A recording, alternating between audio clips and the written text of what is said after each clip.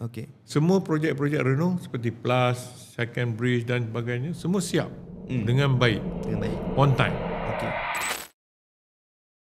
Selamat datang ke The Overview, tempat di mana kami bukan sekadar melihat tetapi mengupas. Saya Matthew Achari, host anda. Dan kali ini kita akan membincangkan satu topik yang tidak boleh lagi kami tepis. Pengangkutan awam di Malaysia, sistem yang tersangkut atau sedang menuju hala tuju yang baharu. Bersama saya hari ini, seorang tokoh yang cukup dikenali dalam dunia pengangkutan awam. Saya ingin menjemput Datuk Rizal Abdul, bekas Ketua Eksekutif Syarikat Prasarana, untuk menyelam lebih lanjut untuk topik pada hari ini. Datuk, selamat datang Datuk. Kami sangat menghargai masa Datuk untuk sudi bersama kita pada podcast The Overview pada hari ini. Terima kasih. Datuk, boleh Datuk perkenalkan diri sikit Datuk? Ya. Nama saya Rizal Abdul bin Haji Saleh. My qualification ialah seorang engineer, civil engineer. Dulu bekerja di JKR, kemudian berpindah ke Renong Group, dan selepas tu saya dah berkesempatan dapat jadi CEO di Prasarana. Dan lepas tu saya pindah ke UM Builders. Dan sebelum saya retire daripada dunia korporat lah. Okey, saya sebenarnya saya pergi ke, saya dilahirkan di Pulau Pinang. Dan saya pergi, tapi dibesarkan di Ipoh. Baik tu. Dan setelah my father retired, kita balik ke Pulau Pinang dan saya dimasukkan di sekolah, nama sekolah tu ialah Westland Secondary School. Westland ni dia tak, academically tak berapa bagus lah. Okey tu. Bukan satu sekolah yang tinggi lah. Tapi saya masa tu saya bercita-cita nak jadi doktor. Doktor. Jadi tapi bila saya masuk selepas form 3, saya tengok dekat Westland tu ada 1-2 orang je dapat first grade. Jadi saya kata susah.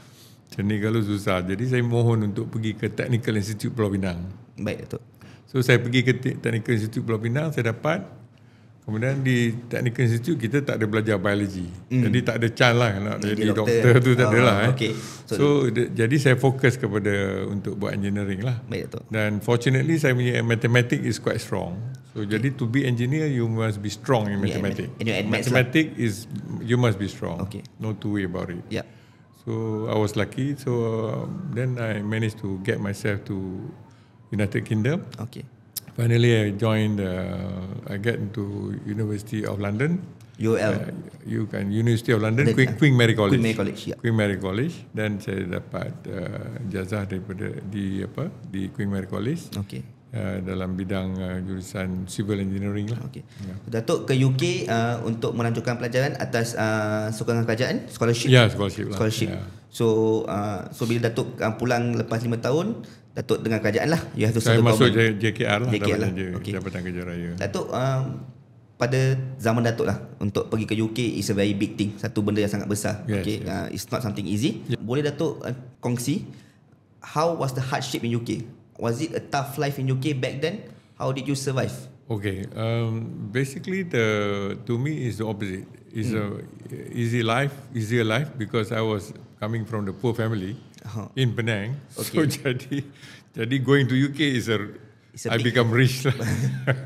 I have food, I have enough scholarships semua ada. Jadi at that time, to be honest with you, when we had scholarship about £75 pound. Okay. Yeah? Compared dengan sekarang, saya pun tak tahu berapa dia dapat lah. Tapi dulu £75. But with £75, saya punya rumah saya sewa £5 seminggu. Baik. Rumah sewa £5 seminggu. Jadi £20 sebulan. And the rest we spend on our transportation and our food lah. Okay. That is more than enough. Okay. More than enough, and we were, as a student, we are very comfortable. Datuk sebut coming from a very poor family, Datuk. So was it a culture shock when you went over to UK? Culture shock. Budaya kita sangat berbeza dengan budaya orang putih. Budaya tu saya ingat bagi saya tidak sangat lah. Okay. Cuma saya kata saya dapat escape daripada poverty. Okay, poverty. jadi what culture shock can you want to build that career in that so life. So you feel that you are able luxury to you feel is luxury life. Luxury life. Okay. Yeah. So lepas 5 tahun Datuk complete, Datuk datang balik, Datuk bersama KJL, JKL sorry. Selama 13 tahun. 13 tahun lah gitu ya. Mungkin Datuk nak berkongsi career part Datuk bersama JKL. How was it when you came back? JKL Datuk. JKL was initially was not so not so established. Bukan, dia masa tu dia masih lagi kita British baru left Malaysia tau. Jadi banyak lagi British system di dalam. So it was good. Cuma tak banyak projek. Tak banyak projek lagi. Baik Datuk. Tapi apa yang saya rasa sangat bertuah, kerana saya dipindahkan ke Jabatan Perdana Menteri. I was seconded to Prime Minister Department. Alright. So in the Prime Minister Department, I was able to see a lot of things, how the country was managed from the top and etc. So jadi that was the big change in my life in a way. That changed my perception, my personality, my how I view things about our country. Baik Datuk. Kalau dekat JKL tu kita cuma tengok je projek saja kan. Tapi bila Jabatan Perdana Menteri, kita didedahkan dengan how negara how do we run the country from the top, from the Prime Minister Department. The difficulty, the complexity involved. Datuk, satu benda yang capture saya tadi macam mana daripada JKL Datuk dipindahkan ke Jabatan Perdana Menteri? What was the qualification that you had?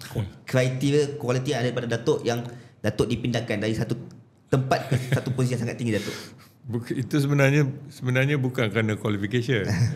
Sebenarnya saya komplain. Saya tak ada kerja. Okey. Sebenarnya saya malu nak cerita lah. Sampai bos tak ada kerja masa dekat JKL tu, bos saya suruh saya pergi order kopi untuk meeting. Untuk meeting kan.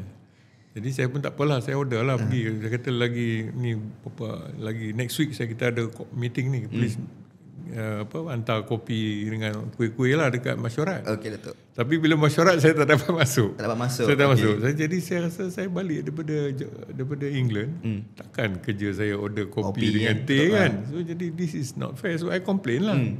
This is unfair. So somehow I managed to get to Prime Minister Department, and they're very busy. Very busy. Oppositely, kita memang very busy. Daripada pagi sampai petang. Non-stop. Memang banyak kerja betul-betul. We have to prepare paper for the Prime Minister. Okay. Anytime where Prime Minister needs to go anywhere, we have to prepare paper. Okay. Reports. Jadi I ni sebagai engineer yang bawah sekali, jadi kita yang buat kerja lah. But it's good. That's dapat ilmu, dapat belajar. Sebenarnya sungguh pun dia kerja kuat, tapi sebenarnya ia ni membina saya, membina kita untuk jadi orang yang lebih baik di dalam kerjaya kita. Betul Datuk. So Datuk berapa lama di Jabatan Perdana Menteri Datuk? Tak lama, saya cuma 3 tahun aja. 3 tahun. Tapi saya belajar banyak sangat belajar kerana saya kerja daripada pagi sampai petang. Sampai pukul 6 petang. Every day sampai pukul 6 petang. Non-stop. Lunch pun tak sempat kadang-kadang. So jadi my time is occupied and I learn a lot from it. Datuk sebutkan kita kerja dari pagi sampai petang kan. Satu kualiti yang kita jarang jumpa pada generasi hari ini. Okey, apa yang memotivasikan Datuk untuk bekerja keras pada masa itu Datuk? Datuk dah out of poverty. Okey, dah start bina career dengan JKL. Tapi what kept you going untuk kerja bersungguh-sungguh? Saya juga nasib baik kerana saya dapat masuk tengok mesyuarat yang dipengerusikan oleh Prime Minister Dr. Mahathir sendiri. Jadi bila saya sebenarnya saya masuk dalam recording room lah. Bukan saya masuk dalam mesyuarat tu. Ada juga saya masuk sekali sebagai moderator, tapi saya tak dapat, jadi saya masuk dalam recording room. Recording room tu saya dapat tengok semua how the Prime Minister chair the meeting surrounded by dia punya cabinet ministers. From there I feel that this world is different than what I think earlier. So that's where that motivate me a lot. And working hard is very important for our career, for our country development. So jadi from there on I changed my personality, my concept, my perspective towards my career, my friend, my surroundings. Jadi banyak benda yang saya belajar lah. Agak-agak pada waktu itu umur Datuk berapa, Datuk? Oh, saya masa tu 24, 25 lah. 25. Masih muda, sangat muda Datuk. Sangat muda. Okay. So Datuk, lepas JPM, Datuk ke mana? After lepas you were JKR? Lepas JPM saya balik ke JKR. Saya pergi ke JKR Johor. Okay. Pasal saya minta tukar ke luar daripada Kuala Lumpur lah. Cost of living Kuala Lumpur very high. Sangat tinggi. So dapat pindah ke Johor baru. Rumah saya dengan office pun very close. So jadi we save a lot of money lah. And then from Johor I went to Penang. Okay. JKR juga. JKR juga. I was promoted to become the deputy director of JKR Penang. Okay. And from JKR Penang I left JKR to JKR, jadi saya masuk Renung Group. Renung Group. Okay, Datuk. Datuk masuk Renung Group pada tahun berapa, Datuk? 94 ni. 94. Yeah. And dekat Renung Group you were the MD. I was the general manager first. Okay. General manager, and then subsequently promoted to COO. Okay. After 10 months. Baik. After nearly 1 year, I become MD only. After 1 year, you became MD. Yeah. And Datuk dekat Renung Group, I think almost 10 years. Was it 10 years? Oh, okay. I can't remember now, but I think after Renung Group, then bila Renung dah di take over by banyak projek Renung diambil alih oleh Khazanah dan sebagainya. Saya berpindah ke Prasarana. Pada tahun 2003 tak salah saya, Datuk? No, saya sebenarnya tahun 98. Saya dah jadi di Prasarana. Di Putra LRT. Okay, saya jadi MD Putra LRT first. Okay. Kemudian daripada Putra LRT, because government take over Putra dengan Star, I was the CEO of Prasarana. So I was the first CEO of Prasarana. First CEO, betul. Yeah. Yes, Datuk. Okay, Datuk. Bercakap pasal Renung Group, Datuk, kita nak sentuh sedikit pasal Renung Group. Renung Group ni terlibat dengan pelbagai projek infrastruktur yang besar dalam negara. Okay. And also pada waktu itu Renung mempunyai reputasi sebagai darling of the government. Yes. Okay, darling of the government. Boleh Datuk kongsikan penglibatan Datuk dalam projek-projek yang terlibat pada waktu itu, Datuk? Okay. So what would we want to know from your end? Okay, projek yang saya buat ialah projek second bridge to Singapore. Yeah. I was the MD of the company. Now the project was one of the next project after Plus. Next project after Plus. Okay. Plus siap, yang itu dilaksanakan. Okay. And it's a very good project. But unfortunately there were some tussle politically between Malaysia and Singapore. Then the project has some problem lah. There's some problem. But anyway, it's not a big problem, but we managed to complete the project on time lah. Basically, my job is to complete the project on time. Initially, kita lagging behind. Initially, we lagging behind. Lagging behind Singapore. So jadi saya rasa malu lah kalau kita tak siap awal. So I managed to turn around the project and completed back on time lah. So then we saw Dr. Mahathir dengan the Prime Minister of Singapore, Goh Chok Tong, at that time. They went to the bridge and then they officially opened the bridge lah together. Datuk, what was the problem you encountered time project tu? Apakah a problem? Yeah. Okay, the problem was this. You see, what happened was there was a limestone cavity. There is a cavity bawah foundation tu sebenarnya, bawah foundation tu. Jadi the consultant suruh contractor to fill up the cavity with the concrete. The contractor is a Japanese contractor, Shimizu. So bila dia suruh, jadi Shimizu the contractor, I was an MD. So when Shimizu datang jumpa saya, dia kata kita dah isi dengan lubang ni dengan konkrit, tapi kita tak boleh trace mana. That mean the lubang tu dia macam batu cave. You know batu cave ni besar Jadi kalau nak isi batu cave tu macam mana tak boleh. So jadi because of that, I stopped the consultant from issuing that instruction. And that was a big decision. That was a big decision because for you to stop the decision made by consultant is not easy. It's not easy because who's going to be responsible? Correct. Betul. Then there was some Australian consultant came, about 4 or 5 of them. They confronted me, and I told them that if you continue like this, we cannot complete the project. Then we had some argument, so to speak, technical argument, and explained to them how it can be done, how to resolve it by having more pile, a group pile. Bila kita group pile, jadi kita punya risk will be less. Alhamdulillah, they follow instead of we follow the consultant, they followed our recommendation with my support, of course, at MD. And Alhamdulillah, until today, the bridge still stands. That means the decision we made was correct one. Okay. Datuk, soalan ni, today we are in 2025. Soalan ni dah bertahun-tahun, banyak tanya since that back then. Adakah Renung Group ada share dengan UMNO? Were they dimiliki oleh UMNO, or was it is it just a perception, Datuk, ataupun memang betul?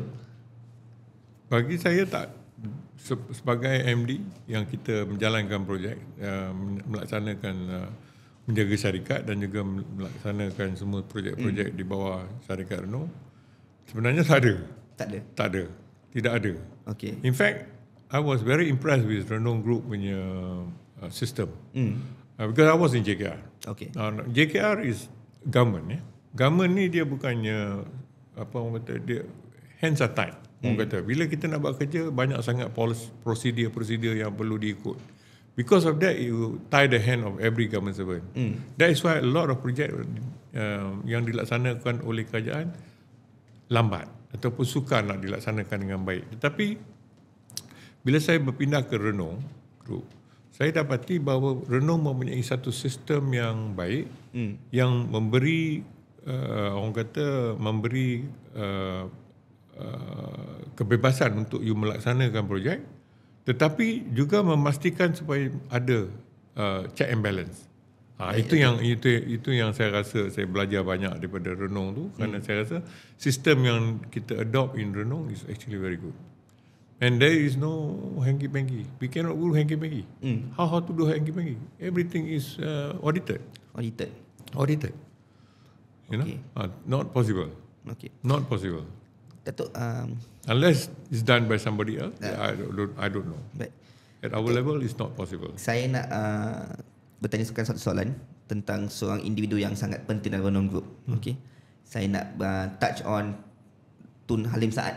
Tan Sri Halim Saad. Yeah. I'm sure you work closely with him. Yeah. Okay. How was he as a person, as a giant corporate leader and a person? How was he? Was he a very strict man? Was he by the book, or sebab kita tahu kegagalan ekonomi pada 1997 so cost Renung Group a big loss. Yes. Yep. So how did he play his role back then? Okay. There are two parts in Renung. Okay. One part is the operational. Okay. Macam kita ala-ala operational. Kita dapat projek, kita laksanakan projek. Tapi sebelum tu ialah the corporate strategy. Macam mana kita nak melaksanakan projek dari segi hutang, mana nak dapat duit dan sebagainya. Kegagalan Renung bukan di peringkat operational. Okay. Semua projek-projek Renung seperti PLAS, Second Bridge dan sebagainya, semua siap dengan baik. On time. Okay. Tapi apa yang berlaku pada 97 ialah kegagalan kerana Renung mengambil banyak sangat hutang untuk melaksanakan projek tadi. Baik, Datuk. Bila hutang tu banyak, or rather debt lah, debt banyak. Hutang. Bila jatuh currency, you need to pay the debt. Yep. As per your agreement. Yeah. So where are you going to get the money? When everything has come down. So that is where the failure of Renung. Not so much of the operational. Okay. The operational was intact. And I'm very impressed with the system. Better than the government system. But the corporate strategy of getting the financing semua tu, kerana berlaku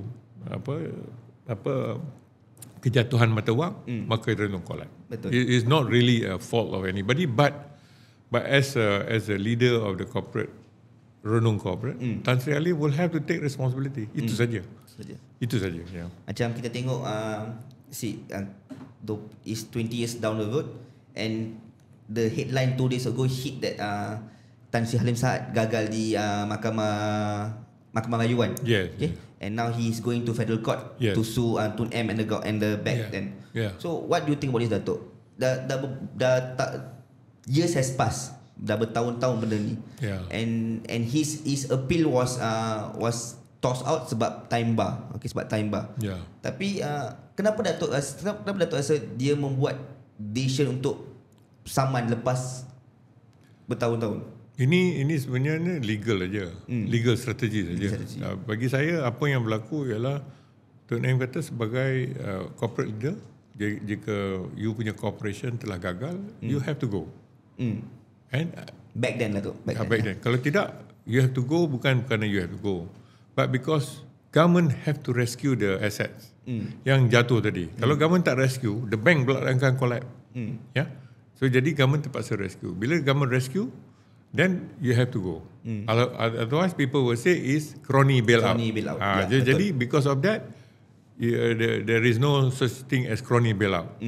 Jadi Halim Saad terpaksa undur. Cuma sekarang ni dia rasa on technicalities dia ada ground lah, sue lah. Itu semua is just a legal game. Datuk, dengan hutang yang tinggi dan back then pengambilan yang take over yang berisiko, was the way Renung approach the economic downfall back then, right? Was it a good move? Okay. Renung was moving aggressively. Okay. When you move aggressively, it is a business decision. Decision. That is a risk. Okay. Now, mungkin dari segi risiko, Renung, kesilapan Renung ya tidak membuat satu keputusan yang boleh menyangkal risiko. Maksudnya dia telah membuat satu keputusan yang berisiko tinggi. Jadi bila jatuh saja mata wang, jadi financial crisis pada 97, dia tak boleh nak handle. So jadi apa yang kita dapat belajar daripada perkara ini ialah kalau kita nak buat sesuatu keputusan, kita mesti mengambil kira risiko.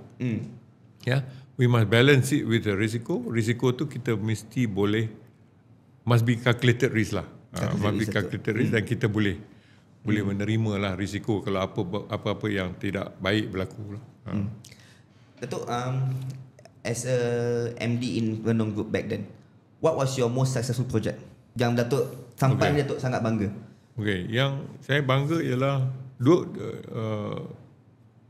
Putra LRT. Kerana masa saya dipindahkan daripada Second Bridge to Putra LRT, masa tu Putra LRT mengalami, kalau kita akan sebut, kemurungan lah. Kerana masa tu konsultan daripada Bechtel, dia advise Tan Sri Halim, dia kata tak boleh siap projek ni untuk Commonwealth Game. Masa tu kita ada Commonwealth Game. Tak boleh siap. Kita boleh siap, dia kata dia boleh siap hanya sampai dekat PJ Hilton aja. PJ Hilton Jaya. Ya, Jaya. So jadi saya dipindahkan ke situ dan Tan Sri Halim tanya boleh siap ke tidak. Saya kata boleh siap.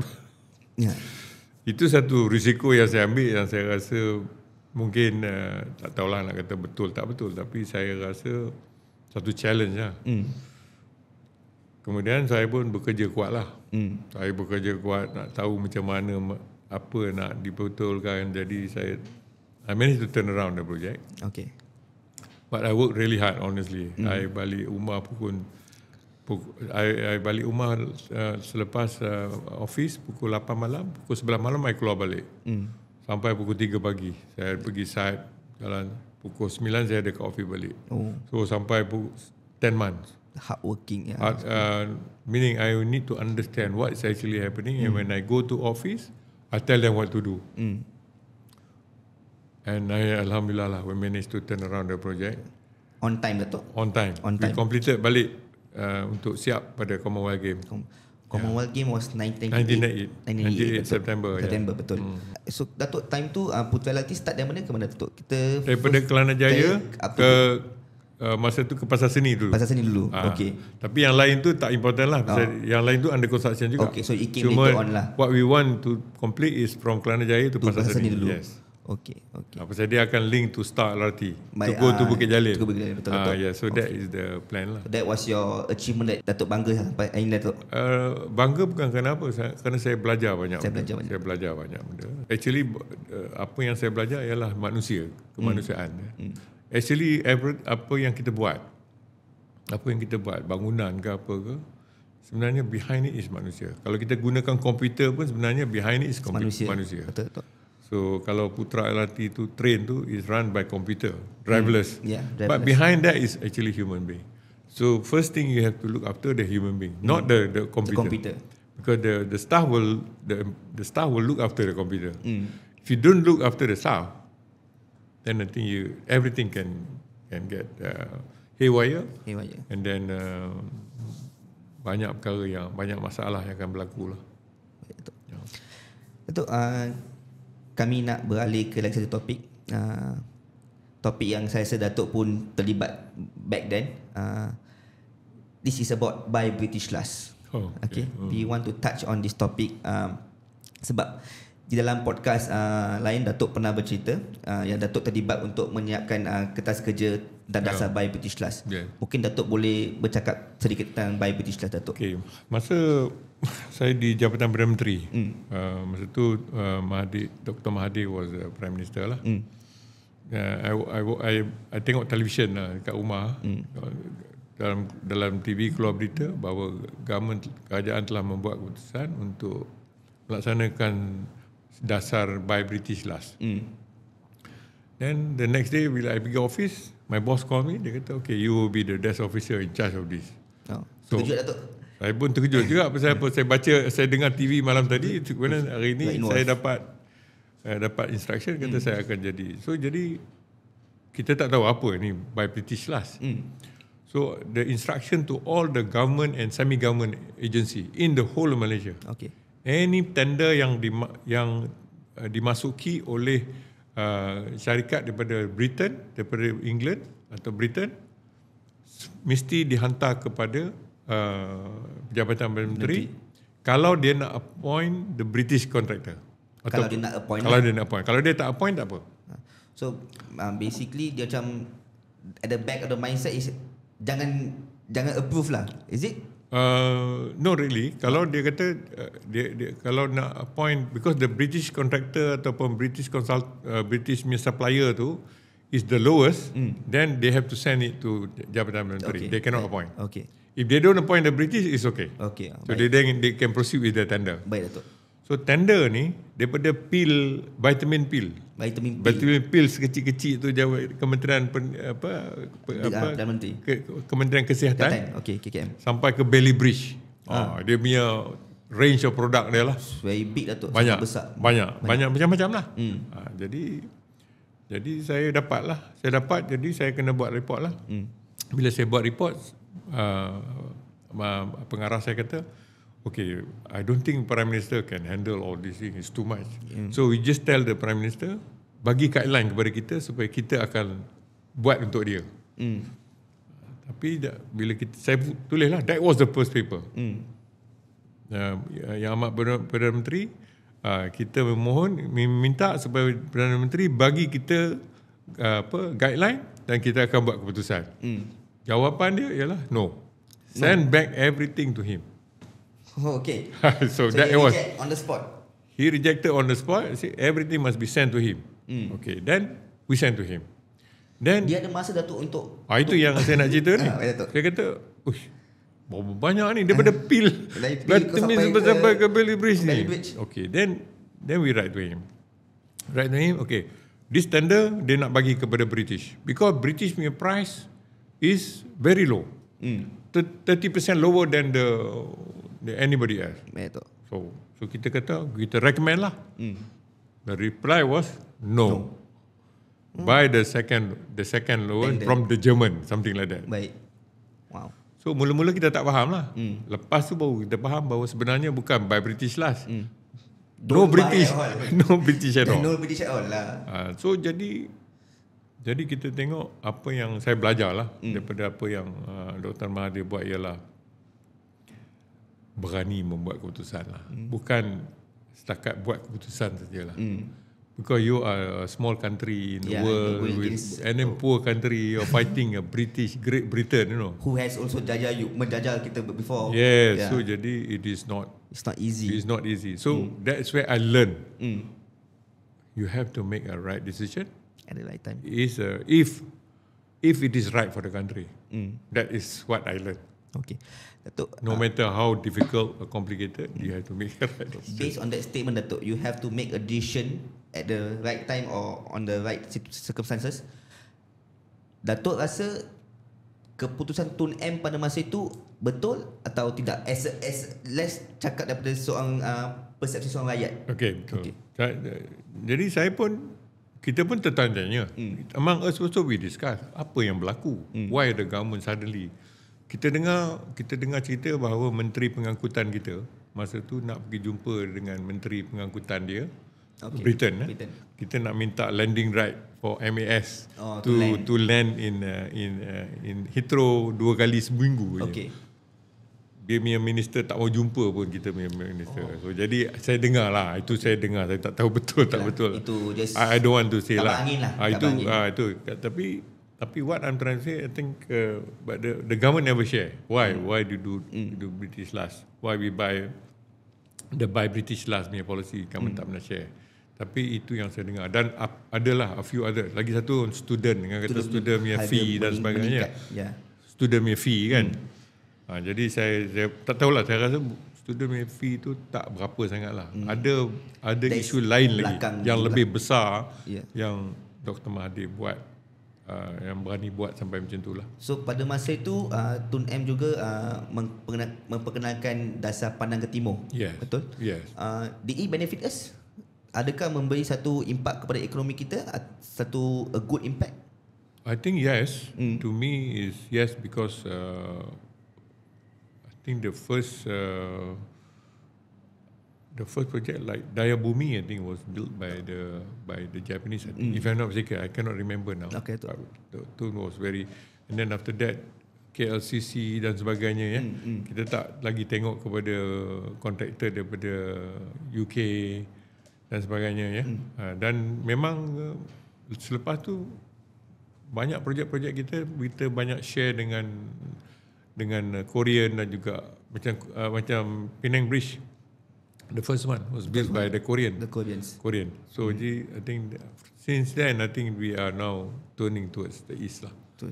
So I think there's a lot of development in Malaysia we share with the Japanese and also the Korean. And now I think we see the Chinese a lot. So I think itu Tun M ni seorang pemimpin yang sangat tersohor di dunia. Okay, the whole world knows. And as first hand experience, okay, mungkin Datuk pernah bekerja direct dengan dia kan.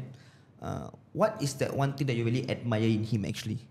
Yang betul-betul Datuk sangat, I'm sure back then you were very young. Okay, I was too young. Yeah, I was too young too. Saya berpeluang masuk dalam mesyuarat yang dia chair. Dan saya tengok apa yang dia sebenarnya masa dia mesyuarat tu dia bagi peluang kepada semua menteri dia bercakap. Keliling tu dia bagi chance. Tak ada siapa pun dia tak bagi chance. And he listen to everything that the ministers voice out during the meeting. So to say that he run autocratically, I disagree totally lah. Because I saw in my own eyes. Dia memang bagi chance. Dan the good thing is that dia bagi mereka peluang bercakap, tetapi dia boleh control the time. Cukup saja pukul, katalah 2 jam mesyuarat, 2 jam habis. Habis. Tepat pada masa dia tak drag because he has another itinerary. So jadi dia pandai. Itu saya tengok memang dia pandai, memang dia bijak, control dari segi time dan juga and his command of English is top of the world lah. You talk nonsense, you kena lah. So Datuk pernah first hand experience tengok lah, kena. Oh ya, saya pernah tengok lah macam mungkin mana. Datuk boleh berkongsi sikit, Datuk. Dia macam ni lah. Kalau you tengok cerita P.Ramlee, cerita P.Ramlee tu, you tengok kan ada yang dia cakap pasal Alif Bata tu, dia tak pandai tu, pada kawan-kawan dia gelakkan dia kan. So what will happen is that if the minister talk rubbish, the rest of the minister will be laughing at that minister. So it's that scenario yang membuatkan semua orang takut tu. Bukannya Dr. Mahathir sendiri yang raise his voice, tak ada, tak benar pun. He never raise his voice. Tapi dia boleh membuat sesuatu supaya orang menteri keliling tu gelakkan menteri yang cakap. Saya tak mau cerita lah siapa, tapi saya tengok memang semua orang sebenarnya masa mesyuarat dengan Dr. Mahathir takut kerana mungkin dia tak buat homework, dia tak buat enough work, they don't have enough information. Jadi dia nak bercakap, kemudian dia kenalah. Itulah. Itu cara dia kontrol lah. Itu yang membuatkan. Okey, Datuk, kita dah sentuh beberapa topik. We want to come to our main topic of the day, our main highlight. Untuk membandingkan tahap pengetahuan kita pada back then and today. Let's start with the flexibility ataupun how convenient is our transport system back then and today. Okay. What is your take on that, Datuk? Okay, first before we start, I just want to share with you my view about transportation. Kalau I kata transportation is very important, people will say that of course lah, everything is important. Now, let's recap. Masa kita kena COVID, you have a car. Yeah. How do you feel? Apa you rasa? You tak boleh move ke mana-mana. Apa you rasa? Kita rasa memang hidup kita memang susah. Ya? Kita ada duit pun, ada kereta pun, tapi kita rasa tak boleh move. That is how important is transportation. Transportation ni macam oksigen lah. Without oksigen kita cannot breathe. Tapi we take for granted lah. Yeah. But without oksigen nanti baru kita kata jadi coming from that, transportation is very important. It makes bagi mobility kepada kita untuk pergi ke mana juga. Kerana kita untuk hidup ni kita tak boleh duduk satu tempat aja, mesti kita move around. Tapi kalau semua kita menggunakan kereta, kenderaan sendiri, jalan raya akan jam. Betul tak? Betul. Jadi therefore it is important for us to encourage people to use public transport. Betul tak? So that is how the importance of public transport. That's how I view the importance of public transport. And therefore, we have to manage the public transport very, very efficiently. You know, make people comfortable, make people happy, and that is not bukan satu perkara yang perlu, bukan baik, tetapi satu perkara yang wajib kita buat. So it's jadi kalau optional. it's not optional. Sebenarnya public transport bukan optional. Ialah untuk kesejahteraan rakyat. That's how I want to say. That's how I view it. Okay. So kalau kita jadi kalau nak manage public transport, dia kena manage daripada A to Z. Satu skru tak ada pun, train tak boleh jalan. Betul. Bus tak boleh jalan. Betul tak? Betul tak? So jadi kita kena manage that screw. That screw must be available. Then who is going to make that screw available? Is the people, the staff employed in the company. They are going to be the one managing the screws, the bolts and nuts. Okay. Now, can you see the point now? Ya, Datuk. So every detail of the public transport has to be managed. Yep. And then the question is, how do we do that? How do we do that? So that's why I said I went through a period where I don't want to talk about myself too much, but I feel very unhappy because to share, I really work hard to understand this. Just again, masa saya buat projek tu, saya juga apply for this.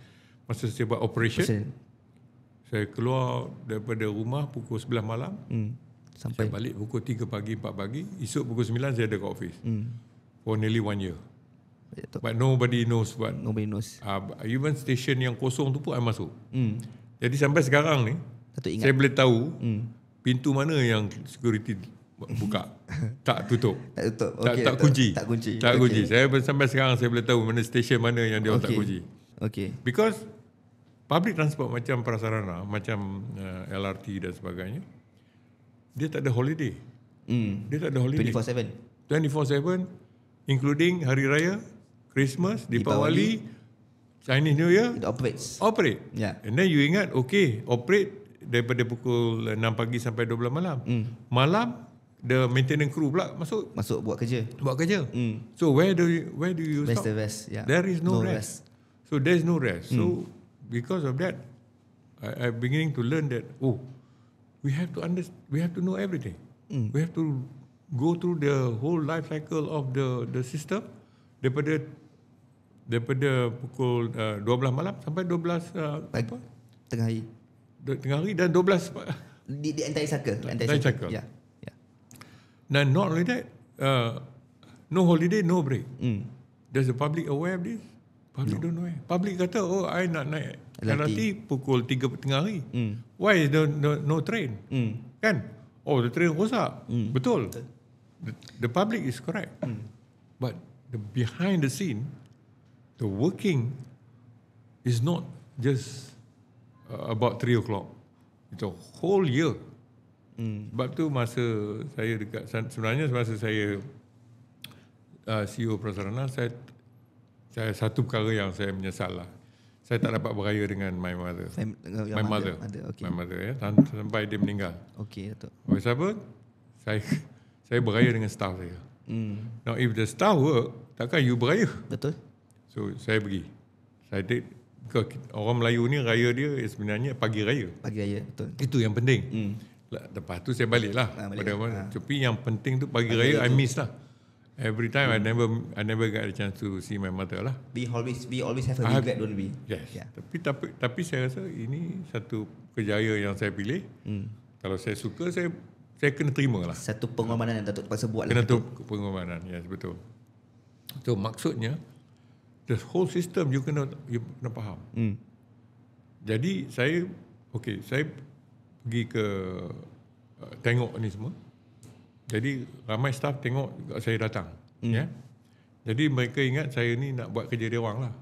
Itu pun bahaya juga. Kita tak boleh buat kerja dia orang because they are been employed to do their job. So what I did was actually to understand the problem so that I can help them to do their work better. So in a way you say that if I micromanage, I don't say I micromanage, but I allow them to implement. I can say that I micromanage, but I allow them to implement. Yeah. So jadi I tak implement. Betul. Jadi supaya I lebih senang memberi arahan yang setimpal, yang baik untuk mereka laksanakan. Jadi that is the hard work that you have to do in order to make sure that your public transport is tip top. Yes. Kita daripada dasar mata kita melihat kita punya public transport dari segi bus, segi LRT, MRT today hari ni, dari dasar mata nampak sangat senang. It looks very good to us, very convenient. We have LRT at every single stop. Tapi Datuk, bila nak dibandingkan, mungkin saya salah, tapi daripada perspektif seorang rakyat, bila kita bandingkan dengan negara macam Jepun semua, macam tadi Datuk cakap pasal kereta kan, di Jepun tidak perlu ada kereta untuk pergi ke LRT station. Your bus, your everything's on point. Tapi di Malaysia, walaupun masih ada LRT, masih ada MRT, kita masih perlukan sebuah kereta untuk ke station. So adakah itu bermaksud kita punya transport system is a failure? Apa yang you sebut tadi, Matthew, is the last mile lah. Selalunya last mile. The first mile and the last mile. Kita missing that. And we don't seem to be able to have a solution to this. Solution to this. Because kalau nak pergi ke tiap rumah dia orang office, memang kos tinggi lah. Tapi ianya boleh orang kata boleh diatasi lah dengan lihat balik semua bus route kita.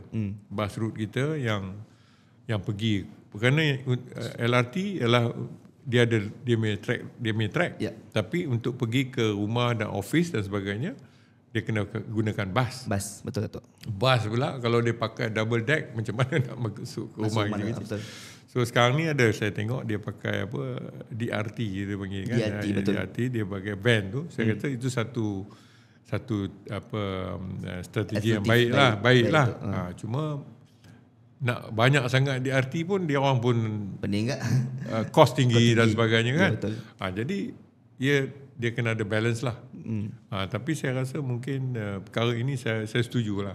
Bahawa dekat Jepun dia boleh solve dia punya problem ya. Dari segi transportation, bas banyak. Tapi saya ingat kekurangan kita ialah dalam pengurusan bas. Bas ni saya dulu pun ada bas juga. Saya faham bas punya konsep. Bukan bas punya problem ni saya faham lah. Nak jaga bus driver, nak jaga dia punya punctuality, nak jaga dia punya disiplin dan sebagainya memang susah. Tapi saya rasa mereka kurang bagi insentif. Dulu masa saya banyak orang tak apa tahulah. Ini 20 tahun sudah lah ya. 25 tahun sudah. 2025 lah. 2005. Daripada masa 2003 kan. 2003, okey. So berapa? Dah so 23 tahun. 22 you know how masa tu bus driver punya salary is or rather was 700 plus 600 1,005 1,005 time tu dengan overtime, dengan OT sekali. Baik Datuk. Saya bagi bus driver saya 5,000. Wow. Okay. Lebih banyak daripada eksekutif. Yeah, that's a lot. Yes. My best bus driver will earning about 5,000. I bagi incentive. Baik Datuk. And our bus was full. Pack. Macam mana Datuk boleh sampai bagi 5,000 Datuk? Incentive. I make sure that they perform and they get. They perform lah. They perform, dia dapat. So dia dapat 5,000 tahun tu. Tahun 23 tahun sudah. 2003 lah. 2003. You tengok gaji engineer tadi you tunjuk. Berapa? Yeah. Now. Saya bagi gaji driver saya, bus driver 5,000. And mechanic bus. You won't believe. Betul. 8 hingga 10,000. 8 hingga 10,000 Datuk. Mechanic bus. Wow.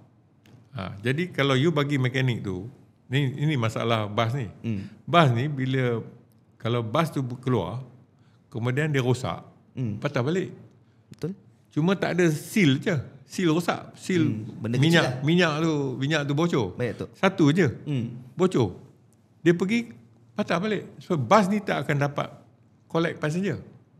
Kalau tak dapat collect passenger, that means you punya revenue akan kurang. Kan? Betul. So jadi nampak tak? Daripada seal tadi je. Satu seal. Itu kerja mekanik lah. Mekanik. So saya kata okay. Saya bagi mekanik. You make sure the bus is on all the time. Tapi kalau bus keluar dan masuk balik rosak, saya penalize dia. Jadi dia buat kerja dengan betul lah. Saya dapat 8 hingga 10,000. 8 hingga 10,000 Datuk. So siapa yang salah di sini? Siapa yang nak berani bagi itu kan? So jadi tapi saya cuba buat. Alhamdulillah, we work. That's why masa saya dulu kita punya profit margin masa LRT was 30%. 30%. I combine bus dengan rail. Datuk, this is something we are very yang kita tak tahu dan Datuk telah kongsi dengan kita. Okay. So bila Datuk bagi insentif begini Datuk, okay, saya nak kongsikan daripada saya punya pengalaman sebagai seorang pengguna bas. Okay. Saya menggunakan bas sejak umur 15 tahun. Okay. It's been 13 tahun sekarang. Okay. Timing bas kita minta maaf Datuk, it's very bad. Okay. Saya sebagai seorang pengguna first hand experience pernah sampai menunggu sejam, 2 jam. Kadang-kadang tempat menunggu tu cuma ada tiang je, tak ada atap, tak ada bumbung, dengan terik panas je kita tunggu. And our bus driver was never on time. Okay, I think this issue has not been solved until today. Tak pernah diselesaikan. Apakah pendapat Datuk? Kenapa benda ni berlaku sampai sejam, 2 jam penumpang kena menunggu Datuk? Okay, itu yang saya cakap. Saya banyak pergi ke site, sampai pukul 3 pagi, 4 pagi tu because of that. There are many things to share lah. You cakap tentang tunggu bas di bawah panas. Kalau you pergi certain areas in dekat Keramat area, saya letak banyak bus stop sebelah warung. So jadi saya dapat gunakan warung tu untuk menunggu. Jadi tak panas. That is, it helps. Macam it help. Now, then you talk about the issue of reliability. Ini yang saya cakap, reliability tadi. Kalau you tak jaga, tak bagi insentif pada bus driver, mechanic dan sebagainya, your reliability will not be there. Will not be there. Kan? You kena bagi insentif, kena pastikan mereka bekerja dengan betul, supaya bila kita kata bas akan datang 15 minit. Dulu semasa saya dapat buat tu, pasal saya bagi insentif. Datuk berjaya buat benda tu lah, Datuk. Yes.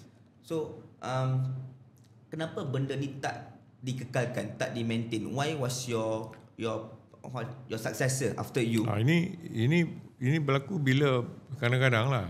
Saya punya successor tu sebenarnya masa saya selepas tu, saya punya successor is Mak Saleh.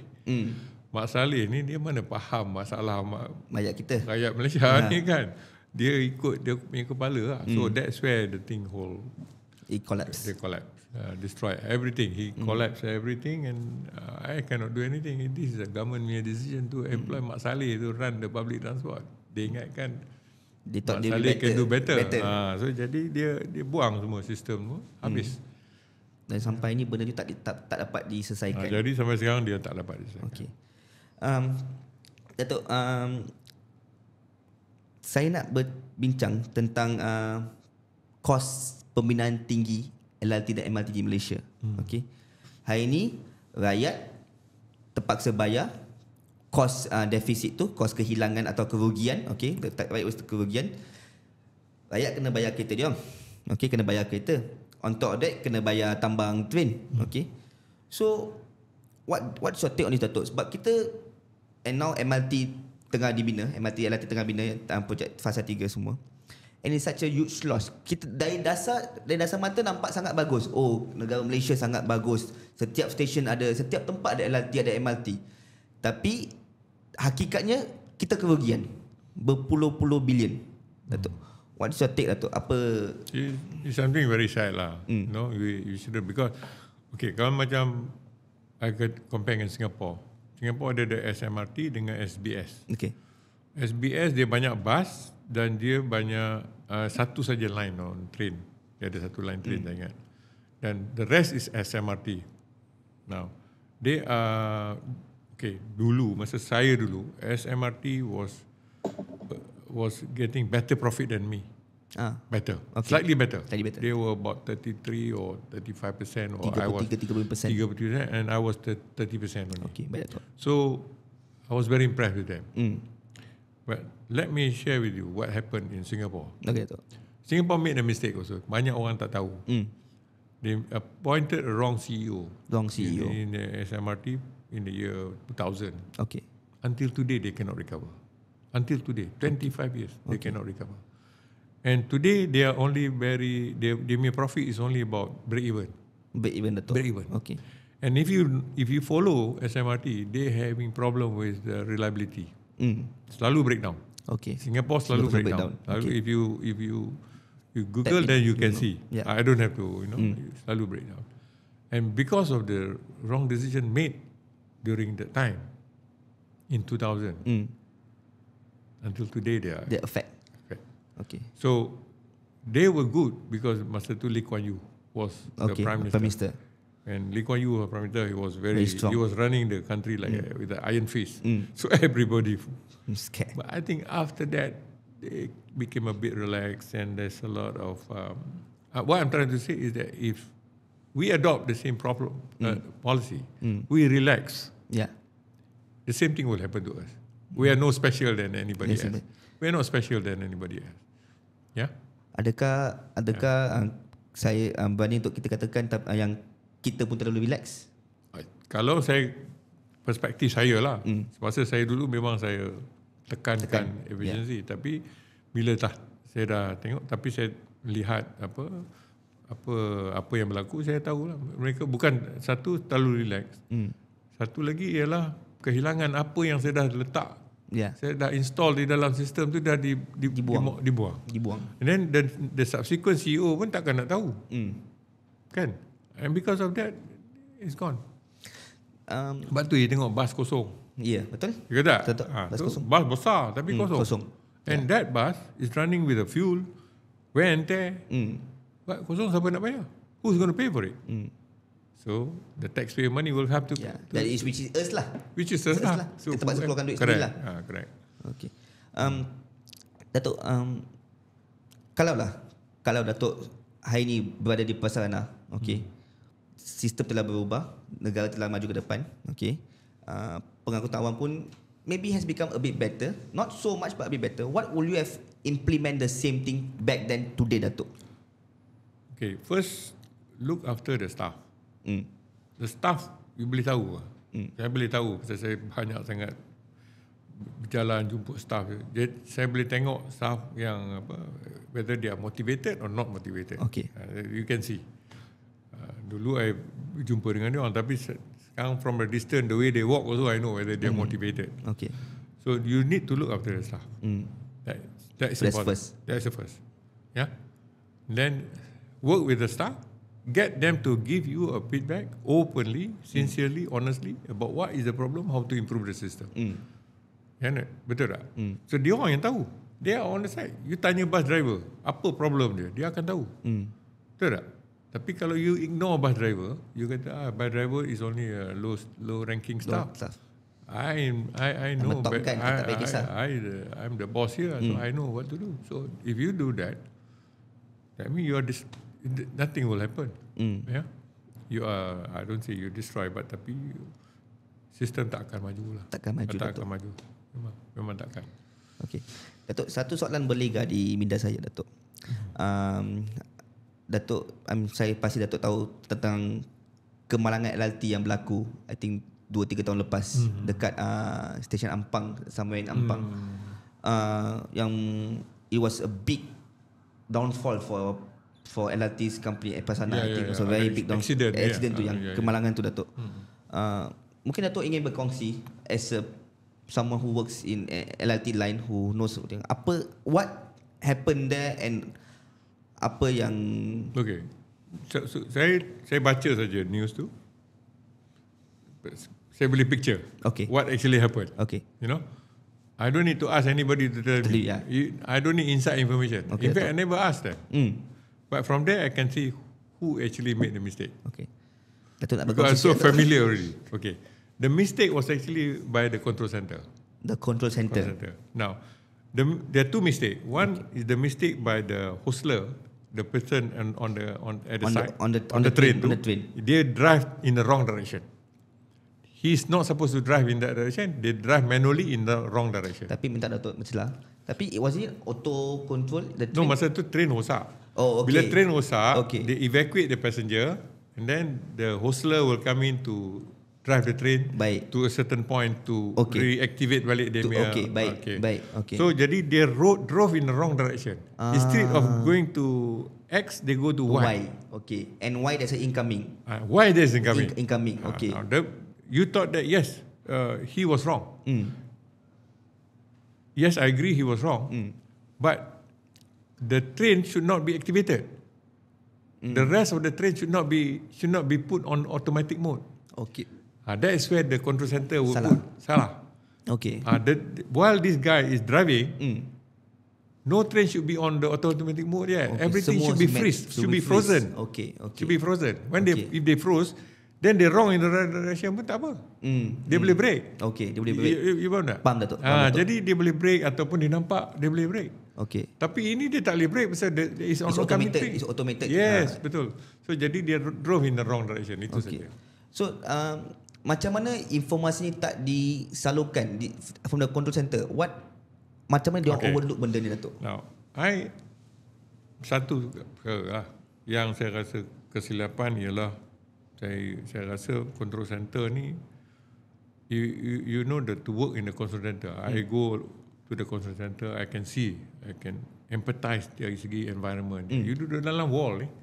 Wall ni surrounded by 4 wall.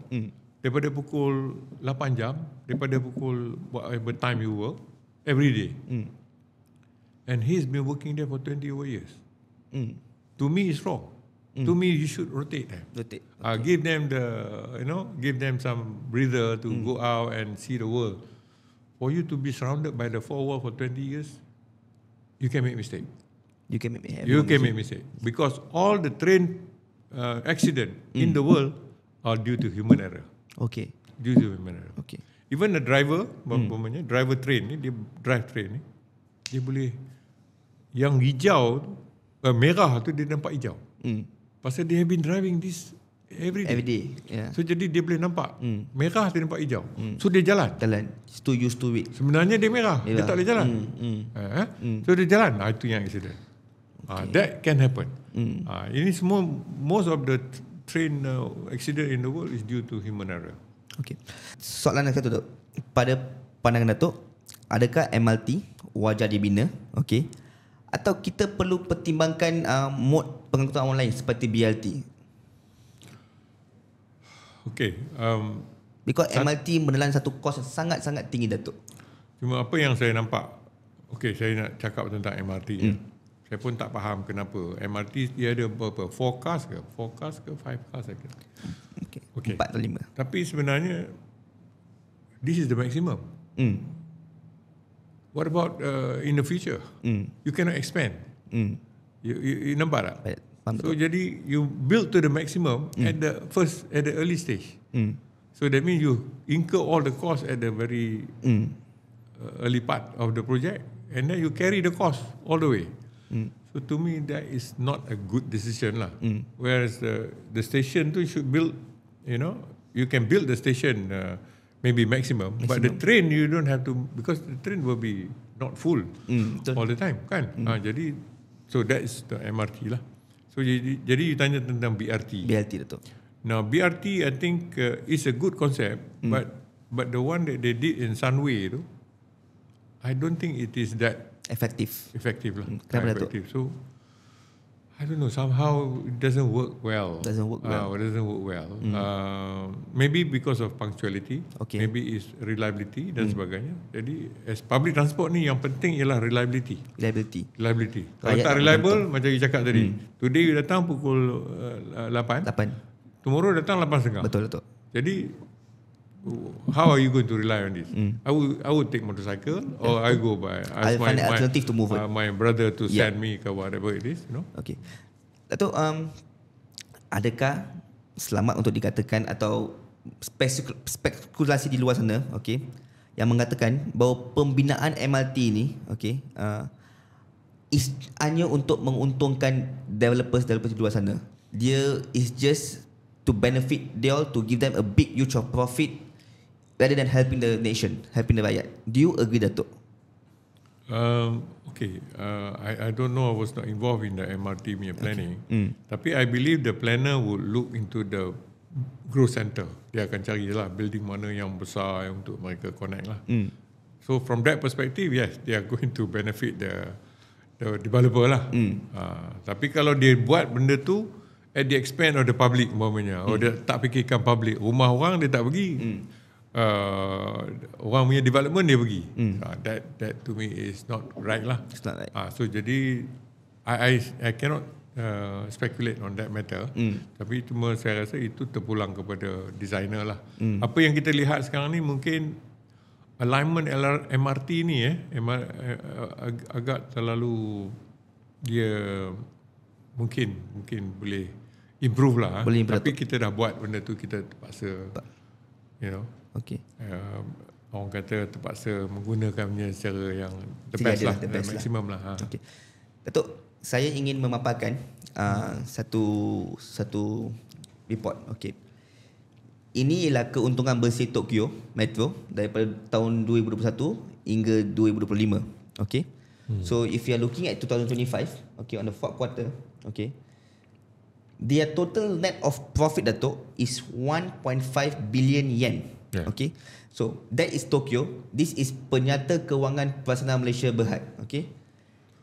sedihnya Datuk, kerugian selepas cukai everything hampir mencecah 1.5 bilion. This is a huge amount of loss from our public transport. As an ex-CEO of Prasarana, Datuk, what do you have to say about this figure? It's definitely lah, is menakutkan lah. Menakutkan kerana kalau angka ini grow 1.5 billion, 2 billion, 3 billion, macam mana kita nak stop benda ni? Betul, Datuk. Tak boleh stop.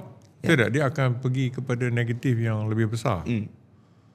Jadi saya rasa masalahnya sekarang ni lah, masa saya dulu memang kita untung. 30% yang untung, tak ada rugi.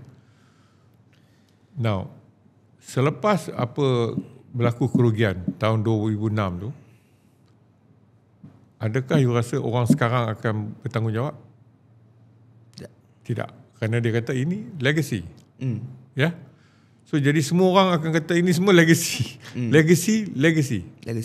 Legacy after legacy. So who's going to plug this? Nobody is going to plug this.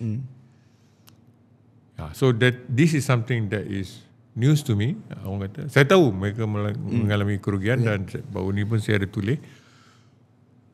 Dan ini adalah satu angka yang sangat membebankan dan menakutkan lah. Yang sedihnya ini ialah on the sheet, okay? Daripada kita punya report lain-lain, ada yang mengatakan kita hampir rugi 50 bilion. Okay, so a lot. 50 that may include capex lah. That may include capex lah. Jadi capex, but out of that maybe OPEX, which I think is still scary. Scary. Can we go back to the previous slide, Datuk? Okay, so 1.5 billion yen. This is yen. This is RM. So ni yen. This is yen. Oh, okay. Dia ni RM. Oh, okay. Okay. Maaf ya. Okay. Sorry. So dia 1.5, kita lost 1.5 billion, dia untung. Correct. Kenapa kita tak boleh untung macam Jepun? Okay, itu yang saya tekankan. Kerana kalau kita di atas daripada pihak kerajaan, kalau kita kata public transport mesti adalah satu entiti yang memang sentiasa rugi. Kita ikut, kalau kita ikut western country macam US, Europe, semua mereka pun rugi macam ni. 1.5 billion. Ya. Tapi kalau tengok di Jepun 1.5 billion untung. So opposite. So jadi mana yang kita nak ikut? Adakah kita nak ikut Europe, US, ataupun kita nak ikut Japan? Saya rasa lebih baik kita ikut Japan. Pergi hantar pegawai-pegawai kita lah untuk ke training. Jepun, belajar macam mana cara nak menguntungkan pengendalian pengangkutan awam. Datuk, adakah kerugian ni juga berpunca daripada pucuk pimpinan Kementerian Pengangkutan yang tidak begitu kukuh? Will you say that? Saya tak kata Kementerian Pengangkutan, tapi saya kata generally saya tengok di atas kerajaan sendirilah pun tak lihat ini sebagai satu perkara yang penting. Mereka kata ini this is just another losses lah. There are many other losses we incur, so this is nothing. So something like that, maybe lah. So saya rasa ini satu they are willing to adapt the losses. They don't care about correct. Losses. So this is the wrong attitude. This is wrong attitude, and this attitude will not bring us anywhere. In fact, it will destroy us. Will destroy us. Then who's going to pay for this? Yeah. And it's growing. It's 1.5 is not going to be static. Betul. Kalau dia kata duduk static, tak apa. Kita boleh buat write off. Kita boleh buat provision. Tapi kalau dia akan grow 1.5 to 2 billion, 3 billion, 20 billion, takkan kita nak tutup prasarana? Takkan kita nak tutup operation LRT dengan MRT? Kan? So they are willing to accept it, Datuk. They are willing to just to adapt it. Okay, kita dah rugi lah. This is something that I'm worried. So that's why I always say that let's learn from the Korean, learn from the Japanese, learn from other people. Not to learn from the people who make losses. Like Datuk cakap lah, kita patut hantar kita punya pegawai, kita punya officers go overseas, go Japan and train. Japan lah. Belajar lah macam mana lah. Betul. Ada juga yang mengatakan, Japan boleh untung pasal dia punya density population is tinggi. Saya rasa tak. Saya rasa kemahuan untuk memastikan ia untung tu tak ada. Kita nak ikut pada nak ambil jalan mudah, jalan pintas, jalan mudah untuk dapat untuk untuk menyenangkan kerja kita. Faham Datuk. Jadi saya rasa ini satu perkara yang menyedihkan. Baik Datuk. Datuk, pada bulan 5 tahun ni, May 9, Datuk telah come up with an article atau lebih mengeluarkan satu statement. Malaysia berisiko untuk menjadi negara oligarki. Okay. I would like to touch on this a bit, Datuk. So based on my research, Datuk telah mengeluarkan artikel ni. Boleh Datuk jelaskan kepada kita punya audience apa Datuk masukkan dengan negara oligarki? Oligarki ialah satu di mana kalau kita bergantung terlalu banyak dengan kapitalis. Kapitalis bagus, dia boleh merancangkan pertumbuhan ekonomi. Tapi kalau kita tak kontrol dia punya skop dia, dia akan jadi patah balik untuk mengkontrol kita balik. Saya rasa bagi contoh oligarki ni ialah Trump. Trump is a rich man. Okay. But he's not going to stay as a rich man. Yep.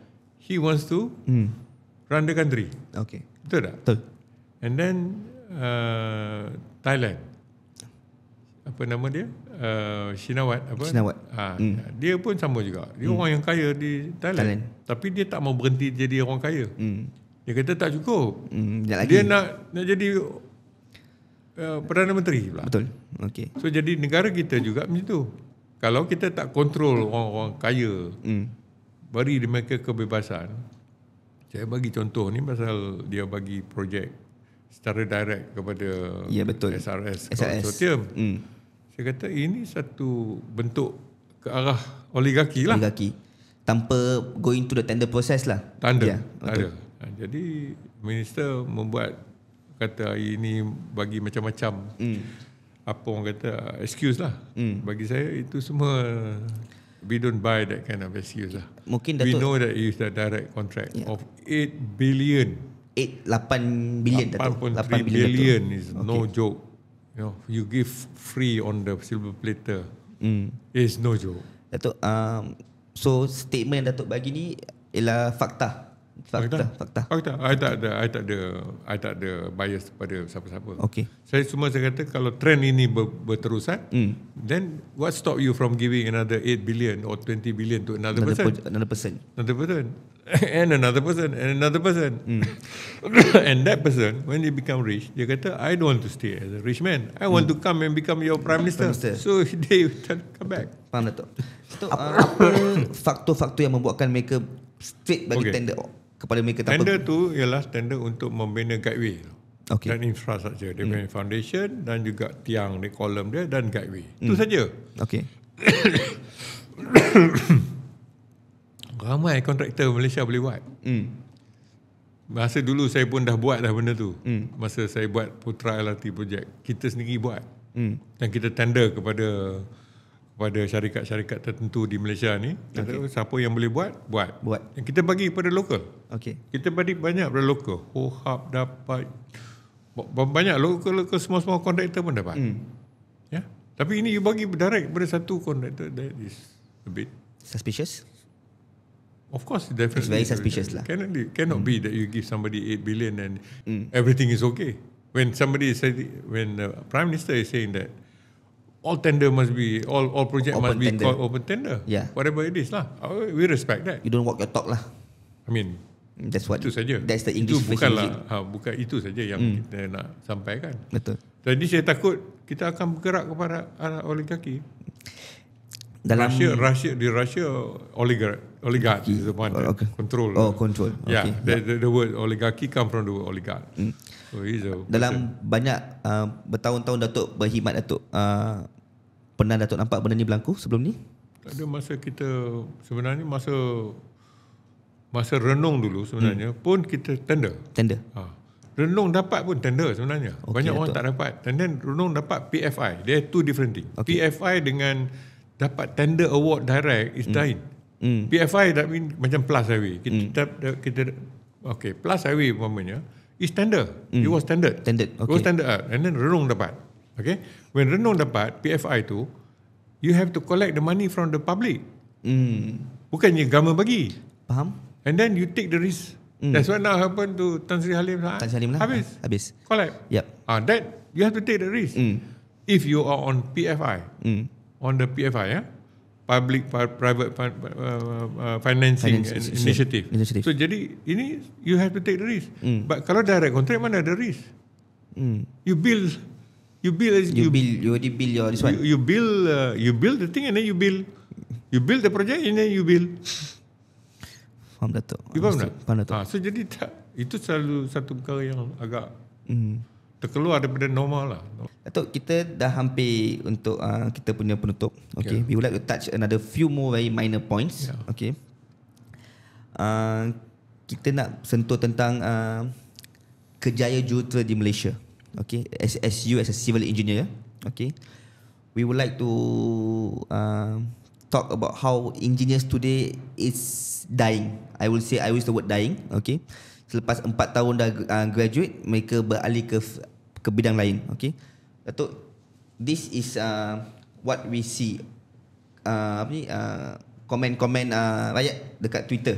Okay, so you can see too many accountants, Malaysia need builders. We need our own industry. Another Petronas slide, but not from oil and gas, but from the brains. Creating things from 0 to 1. Accountants can't do 0 to 1. Engineers can be an engineer. Yang kedua, how can people want to become engineer when starting salary is less than 4K? Doctors kerja gila-gila, gaji tak padan. Scientist tak ada kerja, last-last jadi cikgu. See, there is no work for them. End up semua jadi accountants or finance. Macam awal tadi Datuk cakap bila kat JKL Datuk tak ada kerja, so Datuk jadi budak kopi and you want to work. That is the reality of our today's engineer. Walaupun jadi engineer, tapi kerja dia orang tak, is not what they study for. So that's the reason why they have shift. Dekat US, syarikat teknologi ni, all these architects, buildings, companies and so on, their CEO is engineers. Tapi dekat Malaysia terbalik. Dekat Malaysia CEO macam syarikat STEM, syarikat OG and tenaga diketuai oleh accountant. It differs. So what do you have to say about this, Datuk?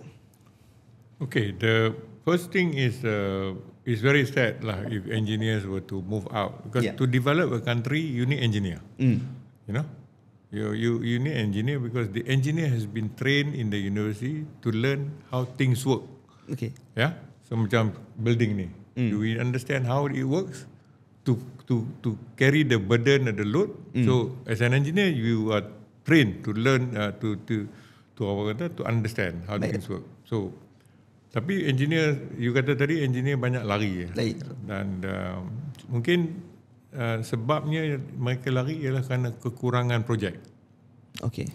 Bila kerajaan tak melaksanakan banyak projek, jadi engineer dia punya speciality is engineering. Jadi tak ada engineering. Jadi apa yang berlaku ialah mereka lari lah. Keluar daripada bidang mereka, mungkin bawa Grab. Bawa Grab mereka dapat 5-6 ribu umpamanya, lebih banyak daripada gaji yang dia dapat as an engineer, which I think is very sad. Let's see the slide of our engineer salary today, Datuk. Okay, di Malaysia gaji seorang engineer, gaji permulaan ialah RM2,000 sehingga RM3,500. Okay, untuk gaji pada generasi ini, pada dunia hari ini dekat Malaysia dengan kos salary yang sangat tinggi, graduan tidak dapat survive. Macam tadi Datuk cakap, saya bawa Grab, saya dapat 5-6 ribu. Ataupun saya pergi kerja dekat customer service. Customer service ada gaji basic, ada OT, ada claim lain-lain. Okay, is that number significant? Ataupun definitely number tu terlalu rendah. Kalau 2,000 ni, dulu saya bagi engineer, graduate engineer dekat saya punya syarikat di Renung dulu tahun 94. That was how many years ago? 2000 plus. 30 years ago, Datuk. Takkan sekarang pun 2,000. Something wrong lah. Something wrong with our system, and I think there is a lot of things need to be done lah. I have no idea how to resolve this, but I think that explain why our people are not interested. So because dalam kau tengok negara Brunei, gaji mereka RM7,000 kalau convert ke Malaysia. Which I think it's very sad sebab banyak kawan yang engineers, okay, daripada Unit 10 and banyak-banyak industri lain. Okay. Bila saya tanya kenapa tak kerja di bidang yang awak belajar? Awak tak susah ke dah 4-5 tahun bersusah payah, berhempas pulas belajar, lepas tu tiba-tiba you shift. Yes. You know? Alasan satu je. Saya perlu sara diri saya. Betul. I have to live myself. Betul. I have bills to pay, I have commitments to pay. Betul. Salah seorang kawan saya berkongsi, dia kerja di satu syarikat untuk 3 tahun as a engineer. No promotion as after 3 years. Gaji tak pernah naik-naik. He was only earning 2,800 lepas dipotong semua. Yes. 2,800. Macam Datuk cakap, sangat sedih and the number is not significant. Yes. Tapi itulah realiti kehidupan engineer junior kita pada hari ini kat Malaysia. Yeah. What will you do to change this? If you were someone who is in the place to change this, what would you do, Datuk? I think the issue here is salary punya rendah. Selalunya based on market demand lah. Market demand. Now there is no demand because there is no project. There is no project. So because of that, they are willing to pay you only 2,000. So most important, I think, is for the government to create a project. Okay. They must create a project for the people. More project. Creating a project for the people is important. Baik, Datuk. Datuk, okay. Banyak accountant yang duduk di top level of engineering company, padahal mereka tidak tahu tentang engineering. So what's your comment on that, Datuk? Okay, first, it's not so much about whether it's accountant ke engineer dan sebagainya. Tapi kalau engineering company, preferably you should be led by engineer lah. Kerana nak faham tentang isi kandung syarikat tu daripada A sampai Z, only if you are an engineer you can understand. Kalau you are an accountant, your understanding will be limited lah. Betul. So jadi that is important. But I also observe that there's a lot of company in Malaysia is led by accountant. Okay, fair enough. You lead by them, but the problem is if the accountant is among themselves, among their own friends, that is even more. It's going to be more difficult. Adakah Selamat cakap tu kroni? Bukan kroni, dia friends. Friends. Yeah, I recommend you. You recommend dan sebagainya. Jadi kalau ini berlaku, kita punya capacity to widen kita punya scope is limited. Betul. Betul. Kita punya ability to widen our scope is limited. So jadi we should avoid this as much as possible. Get the best candidate. Whether accountant or engineer, whatever, it doesn't matter. But of course, engineering company should be led by engineers. Engineering company. Yeah. Preferably. Dia tak boleh macam satu pasukan bola sepak, seorang keeper tak boleh main striker, seorang striker tak boleh main keeper. Example. So benda sama, accountant company or audit firm company cannot be led by engineer. Okay, you want to give that analogy pun boleh. Tapi kalau kita ambil analogi pemain pingpong lead football team, boleh? Tak boleh, Datuk. Okay. So jadi something like that. So Datuk. I think we have to be very careful. No doubt that maybe pemain pingpong tu seorang yang berkaliber. Jadi dia boleh jadi lead football team. Tapi kalau boleh kita nak football player lah. Football player. Itulah maksudnya. Okey, Datuk. Kita telah sampai ke penutup. Kita sangat berterima kasih Datuk. Datuk, satu soalan terakhir, Datuk. Okay. Sebagai seorang yang sangat berpengalaman dalam bidang pembinaan dan pengangkutan, boleh Datuk beri nasihat kepada the young engineers, the young junior kat luar sana, what is your best advice, Datuk? A first question, a last closing question. What's your best advice to the youngsters out there who wants to come up? Sebab not everyone is willing to build a scratch from you like you, Datuk. Okay. Daripada masuk JKL as a coffee boy, let's use the term coffee boy, sampai someone who's top today. You have gone all the way up. You have climbed the ladder of success by your own hard work. What is your advice, Datuk? My advice is you have to work hard. But if you have a job, work hard. Work extra hard pun tak apa. Because you are actually building your own capacity. Okay. Building your own ability to handle future challenges. So jadi working hard is actually, some people say work smart. Work smart. I personally don't understand what is work smart. I think you have to work hard lah. Bila you work hard, then you become smart. It's not the work smart and then I don't think you don't agree with that, Datuk, yeah? I don't agree, and then keep to the right value. Yeah. If it is wrong value, don't follow. Don't follow. Right value, keep to the right value, no matter what. inshallah one day you will achieve what is your objective in life. Okay. Datuk, apakah ciri-ciri yang perlu ada pada seorang untuk menjadi seorang tutor yang baik, Datuk? Terbaik. Like you, like a top gun, like you. I'm not. Don't consider myself very good, but what is the quality? What does the qualification takes to become a very good engineer? Besides working hard, to be a good engineer, you have to have a big, big ambition. Put a goal. Sorry, bukan ambition, goal.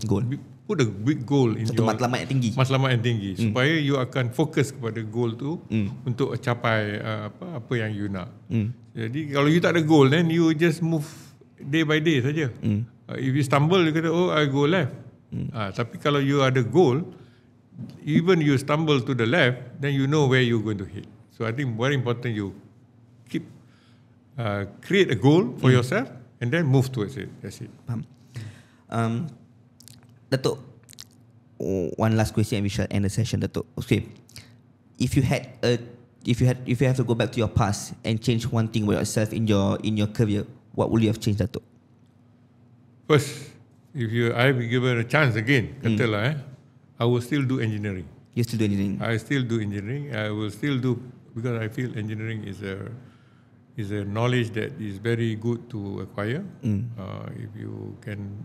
If you are good, if you can be an engineer, you should feel very blessed and very happy to be one. So I'm very sad to hear that some of the engineers drifted away from their profession and go into something else. If possible, my advice is keep to the profession as an engineer. Keep the profession. Yeah, because engineer is very wide. So keep to your profession as an engineer. That is my advice. Okay. Baiklah.